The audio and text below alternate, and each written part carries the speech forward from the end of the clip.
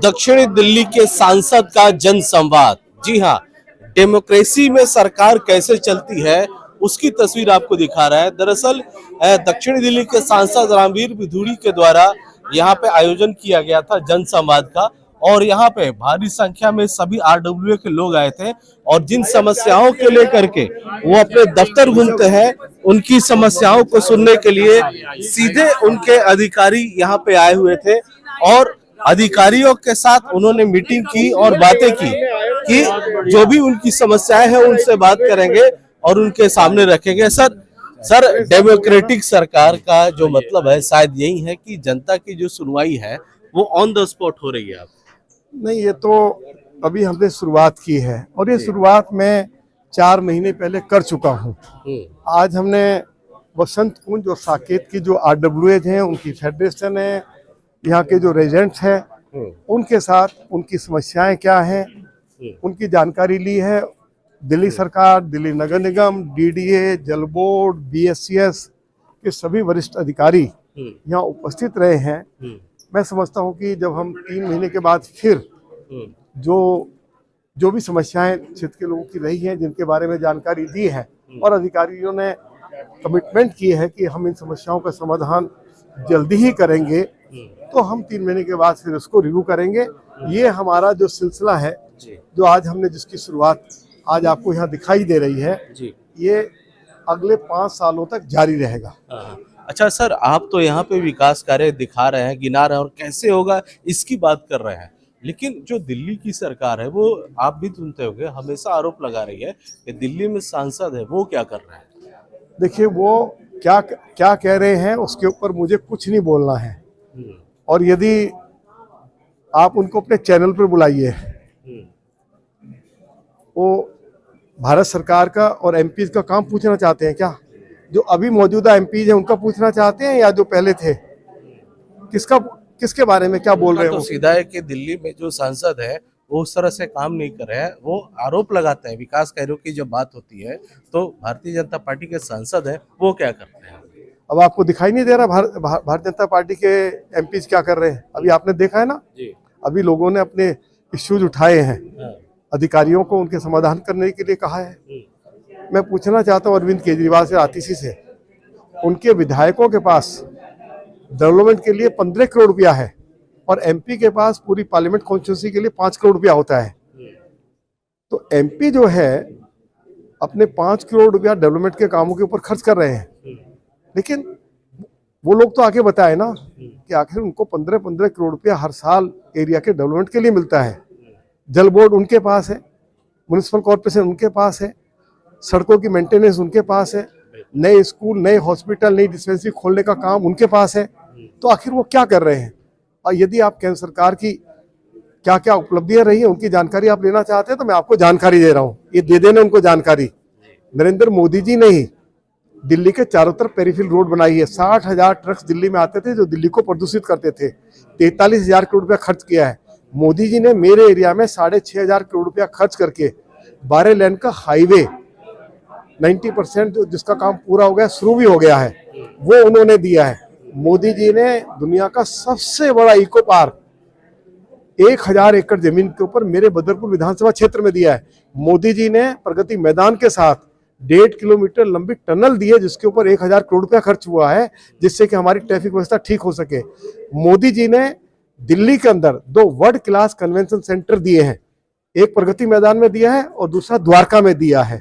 मोदी जी ने कर्तव्य पथ बनाया है, मोदी जी ने नेशनल वार मेमोरियल बनाया है, मोदी जी ने वर्ल्ड क्लास दिल्ली पुलिस को पुलिस हेडक्वार्टर दिया है, मोदी जी ने नेताजी सुभाष चंद्र बोस की प्रतिमा इंडिया गेट पर लगाकर शहीदों का सम्मान किया है, पुलिस वार मेमोरियल बनाया है। मोदी जी ने दिल्ली को तीसरा रिंग रोड दिया जिसके ऊपर 12,500 करोड़ रुपया खर्च हो रहे हैं।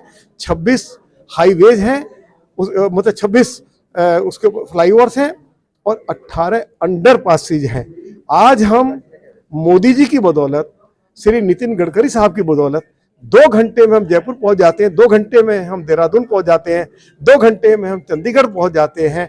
आप जाइए द्वारका में 140 एकड़ जमीन पर भारत वंदना पार्क डीडीए बना रही है, जिसकी नींव भारत के गृह मंत्री श्री अमित शाह जी ने रखी थी। अब इस राय काले खां में एक बहुत ही शानदार पार्क हमारी डीडीए ने डेवलप किया है, जिसका उद्घाटन भारत के गृह मंत्री आदरणीय श्री अमित शाह जी ने किया है। इसी तरह से आप लक्ष्मी नगर में जाएंगे तो उस लक्ष्मी नगर की जो जो हमारी यमुना के किनारे पे एक बहुत ही सुंदर पार्क डेवलप किया है। मोदी जी ने दिल्ली में जो ये प्रदूषण की समस्या है, 1600 इलेक्ट्रिक बसें मुफ्त दी हैं। अरविंद केजरीवाल की सरकार पिछले 10 सालों में डीटीसी के लिए एक बस नहीं खरीद पाई।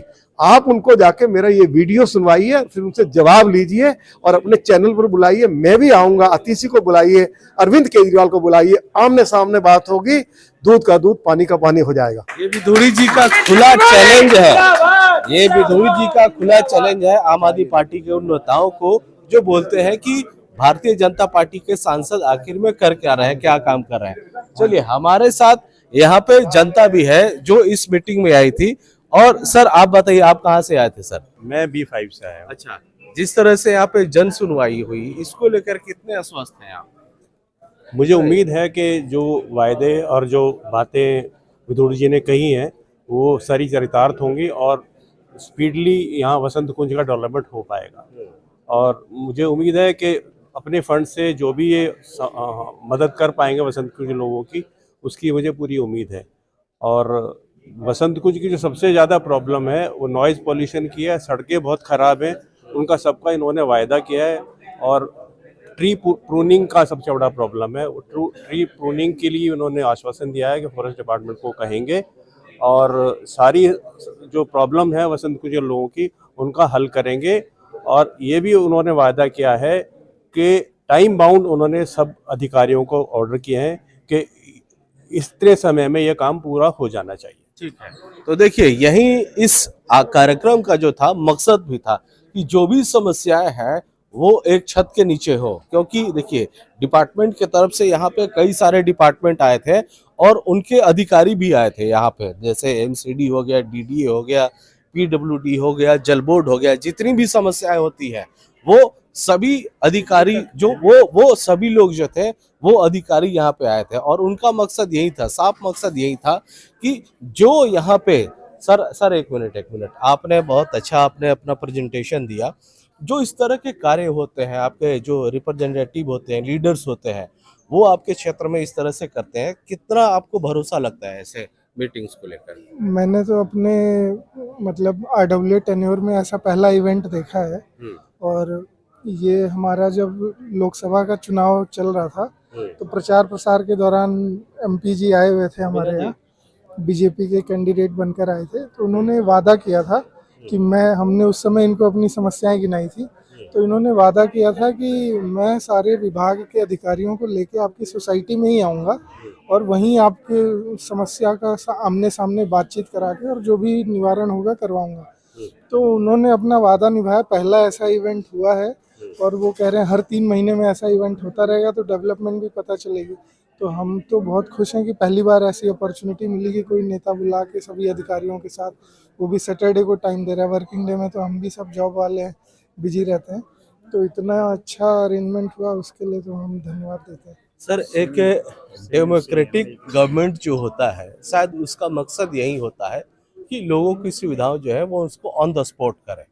जो यहाँ पे अधिकारी आए थे, इनके सब पास काम कराने के लिए फाइलें जाती हैं, ऑफिस जाना पड़ता है, कई चक्कर लगाना पड़ता है। यहाँ सुविधा आपके द्वार पे लेकर के आए, लोग तो क्या कहेंगे? ये सबसे बड़ी बात होती है डेमोक्रेसी के अंदर। देखिए, जब जनता के जो मुद्दे हैं वो आप ऑन द स्पॉट सुन रहे हो, उनका रेजोल्यूशन के लिए सारा डिपार्टमेंट आपके साथ में है, तो ये सबसे बड़ी चीज़ होती है। जनता की आवाज़ नेताओं तक पहुँचे और उसका सॉल्यूशन बिल्कुल साथ के साथ में हो, बिल्कुल, ये सबसे बड़ी चीज़ होती है। और ये जैसे सर ने कहा है कि हर 3 महीने में इस तरह का फॉलोअप मीटिंग्स होंगी, रेजिडेंट्स की जो प्रॉब्लम्स होंगी उनके लिए इस तरह की मीटिंग्स कराई जाएगी, बहुत बड़ी चीज़ होती है। मतलब जनता की आवाज़ सरकार तक जा रही है और उसका रिजोल्यूशन भी साथ साथ में आ रहा है, ये सबसे बिल्कुल जी। देखिए, इस जो ये आज ये सभा की गई, इसमें सड़क, नाली, सीवर, पानी, सफाई, वातावरण, प्रदूषण, प्रोनिंग, हर चीज को लेकर के बातें कही गई। सभी अधिकारी आए थे, समस्याओं को ऑन द स्पॉट लिखा गया और एक डेडलाइन दी गई कि इसको कब तक ठीक किया जाएगा। जो बड़ी समस्याएं थी उनके लिए डीडीए, वीसी या फिर अन्य बड़े अधिकारियों से मिलने की बात कही गई। साफ है कि आम आदमी पार्टी जिस तरह से आरोप लगाती थी कि भारतीय जनता पार्टी के सांसद क्या कर रहा है, तो सबूत यहाँ है। दक्षिण दिल्ली के सांसद ने खुला चैलेंज दिया है कि अगर उन्हें देखना है तो एक मंच पर आए और आपस में डिबेट करके देख लें कि दिल्ली के लिए बेहतर काम किसने किया है। अमरदीप कुमार, दिल्ली तक।